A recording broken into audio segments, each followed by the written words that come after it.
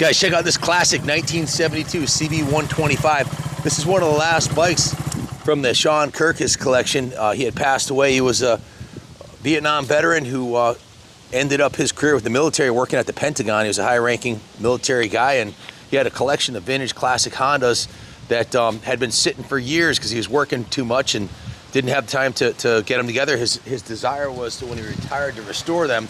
So his son called me up, and we fulfilled his final wish and got these bikes dialed in. This one here was quite a bit of work. We actually have a 25-hour work order, which is at $120 an hour, plus the $650 of parts that we put into it exceeds probably the value of the bike, especially when you add in the fact that we shipped it from Virginia and we purchased it too. So we bought it, shipped it up from Virginia.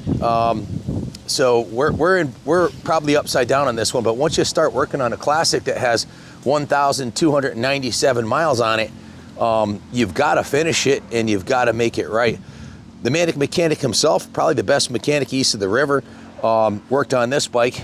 He's been working on the vintage classics Hondas forever, and I got his work order, 2-page work order in my hand. I'll go over that with you and tell you everything that he's done to it. And then John Lee had it in the detail shop for 12 hours because the bike had been sitting for decades and needed some attention cosmetically. So this little roadster is good for 120 plus miles per gallon, over 100 miles per gallon, ultra reliable, overhead cam, 4-stroke engine, 5-speed transmission with about a 72 mile per hour top speed. It's rated at 14 horsepower.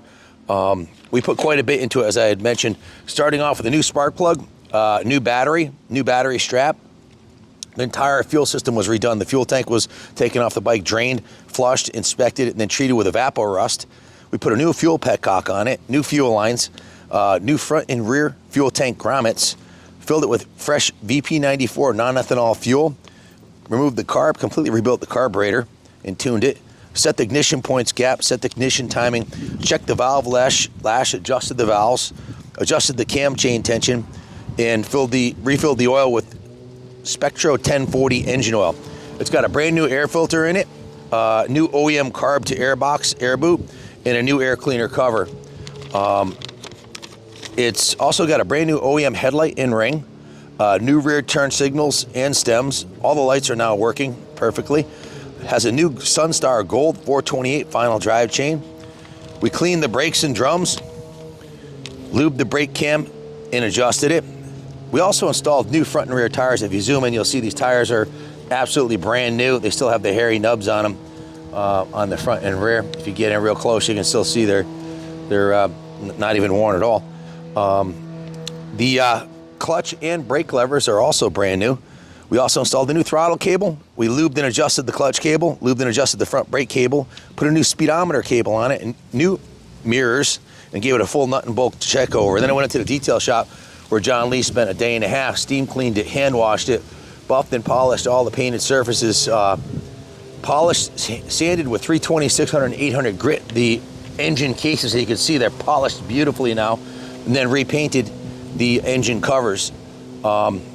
Just a beautiful piece. He also repainted the swing arm, the center stand, the kickstand, touched up the frame, touched up the bike in various areas, but it's a fully serviced classic CB125S. That's the good news. News, like I said, is we're upside down on it. I think 25 hours labor, plus $650 in parts, plus $400 for shipping, plus the cost of the bike. My total investment now is $4,650, which is probably the maximum the bike would ever sell for in its current condition. I mean, it runs perfect. It's got no miles on it. Cosmetically, it's not perfect though. The original factory paint job on it, which is a hallmark of a classic that's not been abused, but it still needs to. It still got a nice shine up here on the metallic green, but you can see the paint up on the top here. The clear coat had faded. It still has the original sticker on there, and the chrome on the original handlebars has some pitting.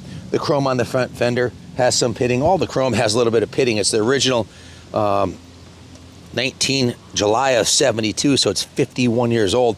This isn't the wheel sets, the chrome is pitting. So cosmetically, it looks great until you get up real close and you can see it's got some pitting on the chrome and the original paint. Now, if you wanted to take it to the next level, you could put a professional paint job on it for probably $500 and you could re-chrome the wheels and fenders and make it perfect. it still is a 1,297 mile cucumber. So when you ride it, it feels like a brand new motorcycle. Speaking of which, let's do a quick riding demo.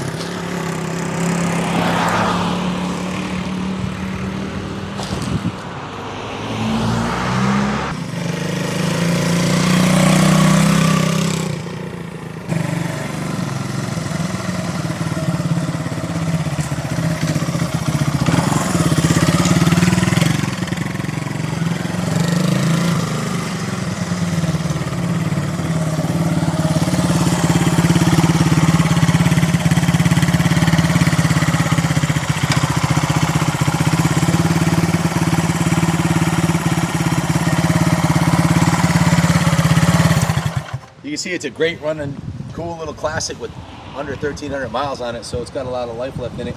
Like I mentioned, there's a little bit of patina on the chrome and paint, but we're so far upside down on it, I had to draw a line in the sand. Sometimes our obsession for resurrecting these classics punches me in the wallet, and this may be one of those situations.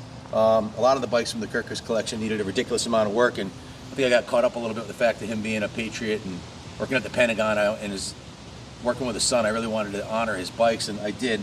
At great cost and time and labor, but in any event, the bike's not perfect, but it sure is a beautiful, fun classic. It has the original. No one's ever been inside the engine. We did adjust the valves in the cam chain and adjusted the clutch, the original clutch pack.